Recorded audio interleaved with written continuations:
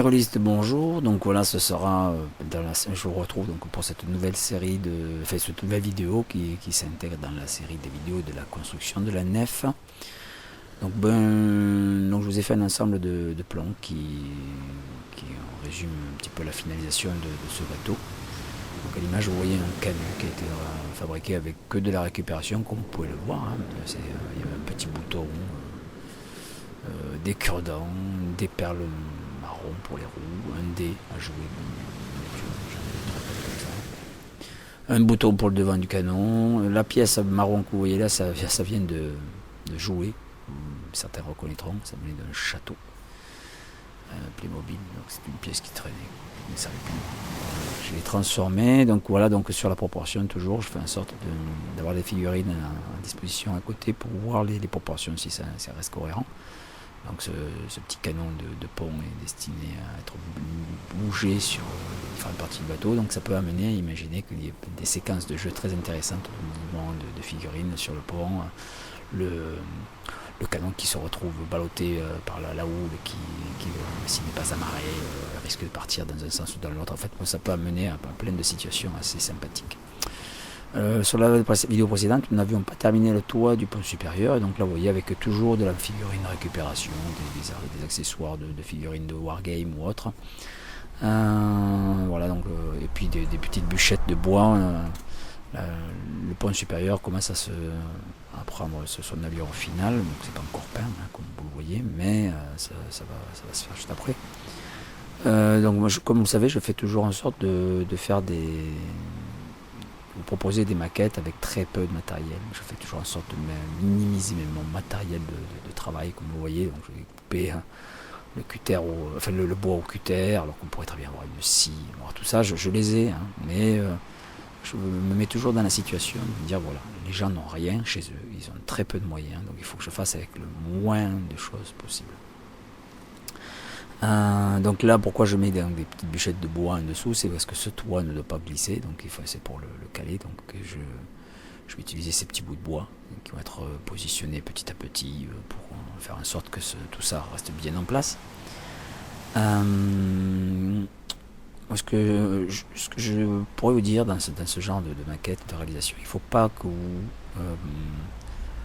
vous bridiez dans l'idée, c'est que tout est possible à faire.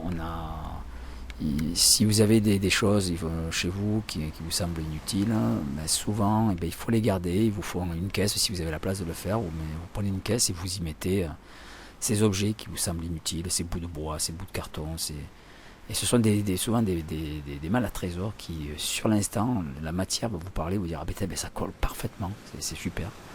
Et donc il ne faut vraiment pas hésiter à avoir chez soi une boîte dans laquelle on fait de la récup. Des boîtes en plastique, des boîtes en carton, du papier, voilà, toutes sortes de choses. Là, vous voyez, toujours ces trois petits dés qui me restaient. Une perle et hop, un petit peu de pistolet à colle et au bout, vous voyez, on obtient quoi en fait? La lanterne qui va venir se positionner à l'arrière. Donc une fois peint, ça aura quelque chose qui aura une ressemblance avec une lanterne de navire qui se mettait à la poupe du bateau sur l'arrière. Je me souviens plus du nom de cette partie. Alors bon, l'usage de la colle chaude, c'est vrai que je le dis assez souvent, mais c'est vrai que c'est quand même quelque chose qui on s'en rend pas trop compte, mais soyez quand même assez prudent avec cet outil, parce que d'une part ça brûle et ça dégage quand même pas mal de fumée. Souvent si vous enlevez la partie caoutchouc qu'il y a au bout, ça dégage pas mal de fumée, c'est pas très cool de respirer ça, donc essayez de faire ça quand même en extérieur. Je pense aux gens qui sont dans des petits appartements, si vous avez un balcon, ou alors de vraiment aérer comme il faut. Là, comme toujours, vous voyez, avec très peu de moyens, j'avais c'est des cure-dents, c'est une perle, c'est un bouton, c'est vraiment des choses. Il faut garder un maximum de choses, parce que c'est toujours ces petits bouts de rien du tout qui font souvent une fois assemblés des choses qui ont du sens, quoi.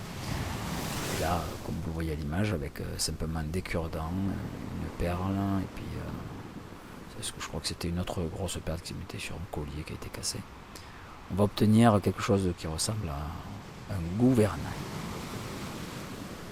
Donc alors pour ceux qui reprendraient cette vidéo à l'envers, vous informe qu'il y a eu d'autres vidéos, c'est la 9e de la série.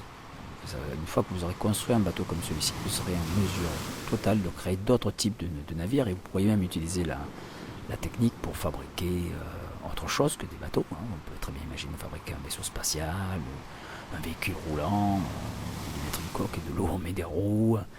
J'avais déjà abordé ça d'ailleurs, je vous avais présenté dans une vidéo précédente, celle sur Mega, le Crab One, un gros véhicule de combat que j'avais utilisé dans un jeu, mais pour Mega justement.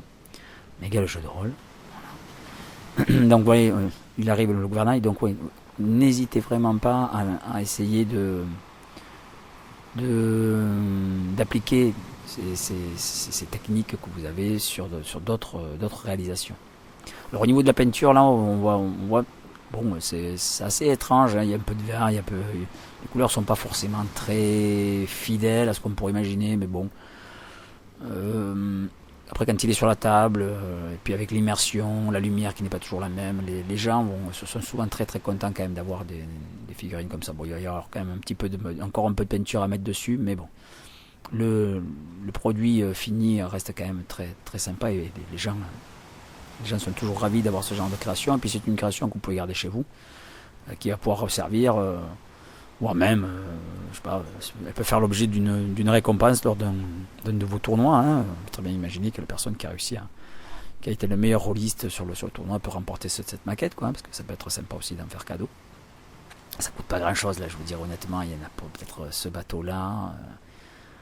Tout est pour tout, il y en a peut-être pour allez, 8 euros entre la peinture, les petits accessoires, ouais, 8, mais vraiment maximum 10 euros à la création de cette maquette.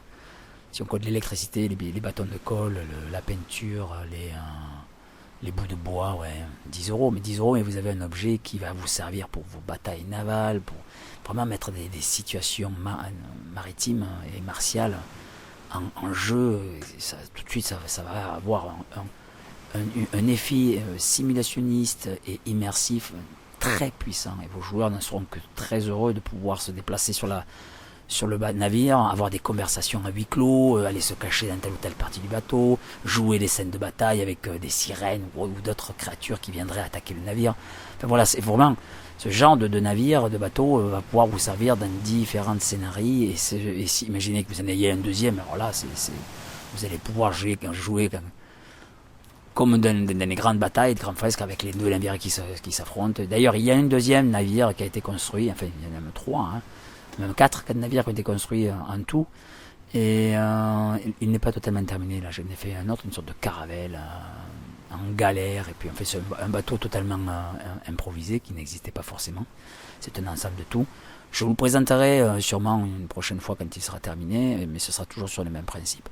Voilà, si vous avez bien suivi la suite, l'élaboration de la conception du bateau, vous allez vraiment pouvoir appliquer ça à toutes sortes de créas et vous allez vraiment enrichir considérablement votre jeu. Voilà. Donc j'espère que cette vidéo vous aura plu et que vous aurez trouvé des petites astuces, des petites idées qui vont peut-être venir vous agrémenter vos tables.